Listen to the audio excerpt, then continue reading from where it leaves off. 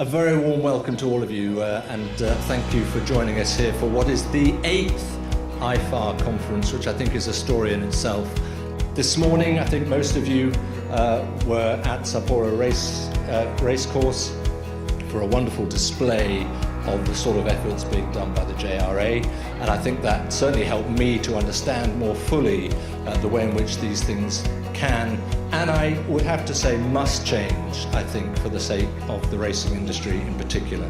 Yes, there's a phrase, one-trick pony, in English, which I think has sort of been put to the sword in the course of this morning, which I think was very good news. We've seen a massive rise in social license to operate becoming a very large fixation with the public. So aftercare has grown in importance to me because it also serves to show the public that we are taking care of our horses both on and off the track. And this is what I tell everybody, you start with one horse. It starts with one horse that you can impact, and that impact is a trickle-down effect. Because the more people know about the programs you operate, either the Kentucky Horse Council or elsewhere, people will begin to turn to you and ask for assistance, and that's how we start to change. We don't know what we don't know, and being able to get everybody to understand what was the best ways to be able to support our horses, to give them long and healthy second careers, and also to ensure that they have a good life.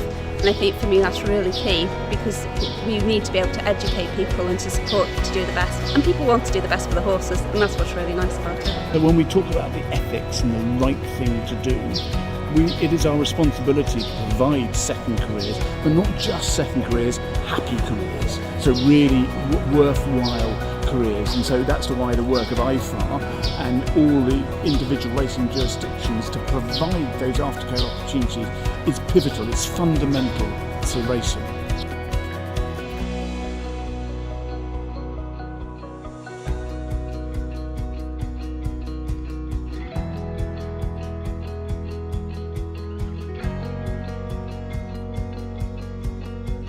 We've got a lot to get through, a lot of presentations. We'll have a panel session at the end. I'd love you to contribute questions from the floor towards the end, so hold on to questions as we go along.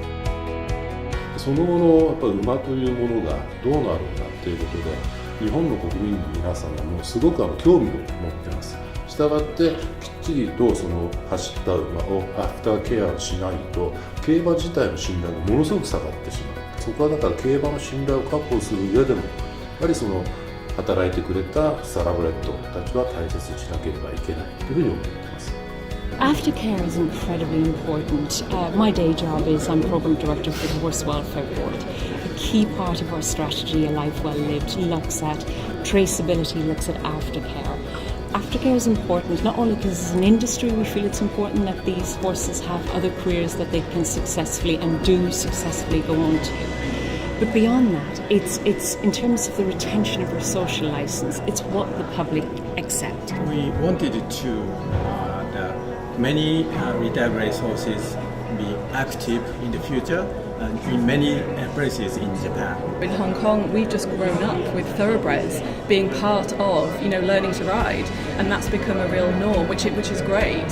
And I just really hope that other jurisdictions that perhaps don't have that strong link can learn from that and can develop in that way. It's a global industry.